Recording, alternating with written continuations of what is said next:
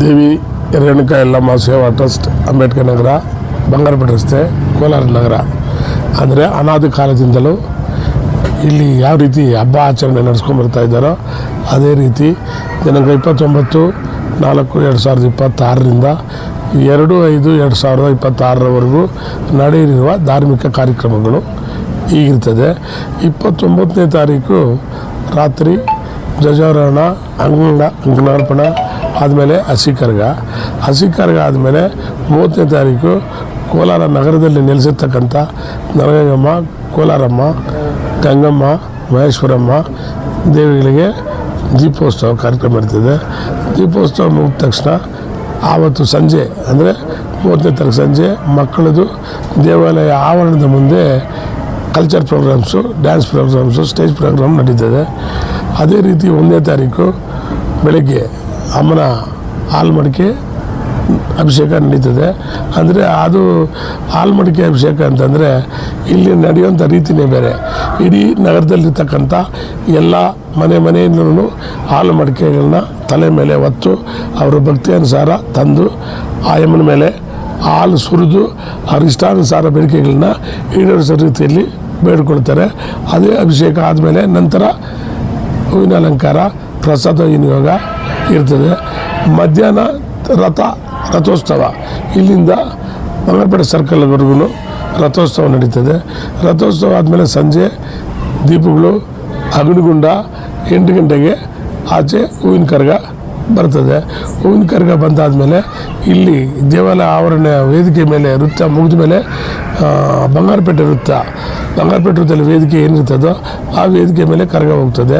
ಅಲ್ಲಿಂದ ಆದಮೇಲೆ ಮೋಚುಪಳ್ಳ ಗಂಗಮ್ಮನ ದೇವಸ್ಥಾನ, ಅದು ಮುಗಿದ ನಂತರ ಅಂಬೇಡ್ಕರ್ ನಗರ ಬೀದಿ ಮನೆ ಬಳಿ ಎಲ್ಲ ಮನೆಗಳಿಗೂ ಹೋಗಿ ಪೂಜೆ ಹಣ್ಣು ಕಾಯಿನ ತಗೊಂಡು ಅದೇ ರೀತಿ ಎಲ್ಲ ವಾರ್ಡ್ ನಂಬರ್ 5, 6 ಎಲ್ಲ ರಸ್ತೆಗಳಲ್ಲೂ ಕೂಡ ಹೋಗಿ ಪೂಜೆ ಹಣ್ಣು ಕಾಯಿ ತಗೊಂಡು ಕರ್ಗ ಬಂದಮೇಲೆ ಮಾರನೇ ದಿವಸ ಕರ್ಗ ಇಳಿದ್ಮೇಲೆ ವಸಂತೋತ್ಸವ ಆದಮೇಲೆ ಮಾಮೂಲಿ ಊಟದ ವ್ಯವಸ್ಥೆ ಅಂತಂದರೆ 29ರಿಂದ 2ನೇ ತಾರೀಕು ಏನು ಕಾರ್ಯಕ್ರಮ ನಡೀತದೋ ಪ್ರತಿದಿನವೂ ಅನ್ನದಾಸೋಹ ಕಾರ್ಯಕ್ರಮ ಇರ್ತದೆ.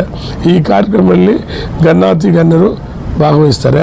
ಈ ನಡೆಯಲಿರುವ ಕಾರ್ಯಕ್ರಮಕ್ಕೆ ಅಂಬೇಡ್ಕರ್ ನಗರದ ಜನತೆ ಅಲ್ಲದೆ ಹಲವಾರು ಕಡೆಯಿಂದ ಸುಮಾರು ಭಕ್ತರು, ಸಾವಿರಾರು ಭಕ್ತರು ಸೇರಿ ಈ ಕಾರ್ಯಕ್ರಮವನ್ನು ಯಶಸ್ವಿ ಹಿಂದೆಗೊಳಿಸ್ತಾ ಇದ್ದರು.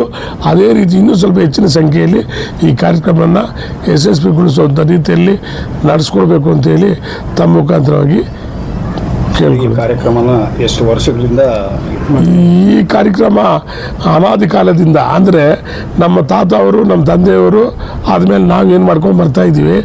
ಆ ತಾತ ತಂದೆಯವ್ರ ಕಾಲದಲ್ಲಿ ಎಷ್ಟನೇ ವರ್ಷ ವಾರ್ಷಿಕೋತ್ಸವ ಅನ್ನೋದನ್ನು ನಮಗೆ ತಿಳಿಸ್ಕೊಟ್ಟಿರಲಿಲ್ಲ. ಬಟ್ ನಮ್ಮ ಟೆಸ್ಟ್ ಅಂತ ಮಾಡ್ಕೊಂಡ್ಮೇಲೆ ನಾವು ಸತತವಾಗಿ 23 ವರ್ಷದಿಂದ ಈ ವಾರ್ಷಿಕೋತ್ಸವ ಕಾರ್ಯಕ್ರಮನ ನಡೆಸ್ಕೊಂಡು ಬರ್ತಾಯಿದ್ವಿ. ಈ ಕಾರ್ಯಕ್ರಮ ಯಾರನ್ನ ಗಣ್ಯ ವ್ಯಕ್ತಿಗಳು ಆದರೆ ಸ್ವಾಮೀಜಿ ಎಲ್ಲ ರಾಜಕೀಯ ವ್ಯಕ್ತಿಗಳು ಬರ್ತಾಯಿದ್ದಾರೆ. ಈ ಕಾರ್ಯಕ್ರಮಕ್ಕೆ ಗಣ್ಯ ವ್ಯಕ್ತಿಗಳು ಬರ್ತಾ ಇದ್ದಾರೆ ಅಂದರೆ Devraj sir, DIGP Devraj sir ಬರ್ತಾಯಿದ್ದಾರೆ. ಆಹಾರ ಸಚಿವರಾದಂಥ KH ಮುನಿಯಪ್ಪನವ್ರು ಬರ್ತಾರೆ. MLA ಕೊತ್ತೂರು ಮಂಜೂರು ಸರ್ ಅವರು ಬರ್ತಾರೆ. MLC ಅನಿಲ್ ಕುಮಾರ್ ಸರ್ ಅವರು ಬರ್ತಾರೆ. ಇನ್ನೂ ಹಲವು ಗಣ್ಯರು ಬರ್ತಾರೆ. ಸ್ವಾಮೀಜಿಗಳು ಕೂಡ ಬರ್ತಾರೆ.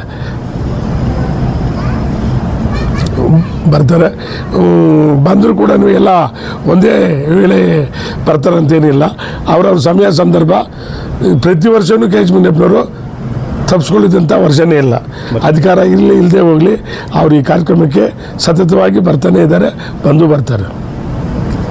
ಈ ರೇಣುಕಾ ಯಲ್ಲಮ್ಮ ಜಾತ್ರೆಯಲ್ಲಿ ಇಲ್ಲಿನ ವಿಶೇಷ ಏನಂತಂದರೆ ಮಕ್ಕಳಿಗೆ ಕಲ್ಚರ್ ಪ್ರೋಗ್ರಾಮ್ ಅಂದರೆ ಡ್ಯಾನ್ಸು, ಆಧ್ಯಾತ್ಮಿಕವಾಗಿ ಬೇರೆ ರೀತಿಯಲ್ಲಿ ಕೂಡ ಇಲ್ಲಿ 1 ತಿಂಗಳು ಮುಂಚೆನೇ ಮಕ್ಕಳಿಗೆ ರಜಾ ಸ್ಕೂಲ್ ಕೊಡೋದ್ರಿಂದ ಮಕ್ಕಳು ರಜಾ ಕೊಟ್ಟಿದ ತಕ್ಷಣ ದೇವಸ್ಥಾನ ಆವರಣದಲ್ಲೇ ಅವ್ರಿಗೆ ಒಂದು ತಯಾರಿ ಆಗೋದಕ್ಕೆ, ಕಲಿಯೋದಕ್ಕೆ ಒಂದು ಪಾಠಶಾಲೆ ಇದೆ. ಆ ಪಾಠಶಾಲೆ 1 ತಿಂಗಳ ಮುಂಚೆಯಿಂದನೇ ಮಕ್ಕಳನ್ನ, ಇಲ್ಲಿನ ಮಕ್ಕಳು ಜೊತೆಯಲ್ಲಿ ಕೋಲಾರ ನಗರದಲ್ಲಿ ಯಾರೇ ಮಕ್ಕಳು ಬಂದರೂ ಕೂಡ ಸೇರಿಸ್ಕೊಂಡು ಪ್ರಾಕ್ಟೀಸ್ ಮಾಡಿ ಈ ಕಾರ್ಯಕ್ರಮಕ್ಕೆ ಮನರಂಜನೆ ಕೊಡ್ತಾರೆ. ಮೇಯ್ನ್ ಉದ್ದೇಶ ಮಕ್ಕಳನ್ನು ಪ್ರೋತ್ಸಾಹ ಜೊತೆಗೆ ಈ ಜಾತ್ರೆ, ಈ ಪ್ರೋತ್ಸಾಹ ಕೊಟ್ಟು ಕಲಿಸುವಂಥದ್ದು ಕೀರ್ತಿ ಮಾಸ್ಟರು, ಕೀರ್ತಿ ಅಂತ ಒಬ್ಬರು ವಿನೋದ ಅಂತ ಒಬ್ಬರು, ರೇಣುಕಾ ನಮ್ಮ ಇವ್ರು ಗೊತ್ತಲ್ವಾ ಅಗ್ರಿಕಲ್ಚರ್ ಡಿಪಾರ್ಟ್ಮೆಂಟ್ ರೇಣುಕಾ ಅವರು, ಅವ್ರ ಮಗ ತನಿಷ್ಠ ಅವರು, ಬಾ ಇವರೇ. ಕಾರ್ಯಕ್ರಮಕ್ಕೆ ಮನೋರಂಜನೆಗೆ ಎಷ್ಟು ದಿವಸ ನಾನು ಇದು ಟ್ರೈನಿಂಗ್ ಕೊಡ್ತಾ ಇದ್ದೀರಾ? ಇನ್ಯಾರು ಇದ್ದಾರಾ? ತಿಂಗಳಿಂದ ಕೊಡ್ತಾ ಇದ್ದೀನಿ. ಏನೇನು ಕಾರ್ಯಕ್ರಮ ಇರ್ತದೆ ಮಕ್ಕಳು ಡ್ಯಾನ್ಸ್ ಪ್ರೋಗ್ರಾಮ್ಸ್ ಇರುತ್ತೆ, ದೇವ್ರಿಗೆ ಸಂಬಂಧಪಟ್ಟಂಥ ಸಾಂಗ್ಸು, ಫಿಲಮ್ ಸಾಂಗ್ಸು, ಡ್ಯಾನ್ಸ್ ಎಲ್ಲ ಆಡ್ತಾರೆ, ಮತ್ತು ಸಾಂಗ್ಸ್ ಇರುತ್ತೆ, ಸಾಂಸ್ಕೃತಿಕ ಕಾರ್ಯಕ್ರಮಗಳಿರುತ್ತೆ. ಅಂದರೆ ಈ ಮಕ್ಕಳಿಗೆ ಟ್ರೈನಿಂಗ್ ಕೊಡುವಂಥ ವಿಚಾರದಲ್ಲಿ ಯಾವುದೇ ರೀತಿ ಅವರು ಅದಕ್ಕೆ ಯಾವುದೇ ರೀತಿ ಕೂಡ ಸಂಭಾವನೆ ತಗೊಳ್ಳಲ್ಲ. ಇವರು ಬೇರೆ ಸ್ಕೂಲಲ್ಲಿ ಟೀಚರಾಗಿ ಕೆಲಸ ಮಾಡ್ತಾ ಇದ್ದಾರೆ. ಮಕ್ಕಳನ್ನ ಪ್ರೋತ್ಸಾಹ ಮಾಡೋದಕ್ಕಾಗಿ ಫ್ರೀ ಸೇವೆ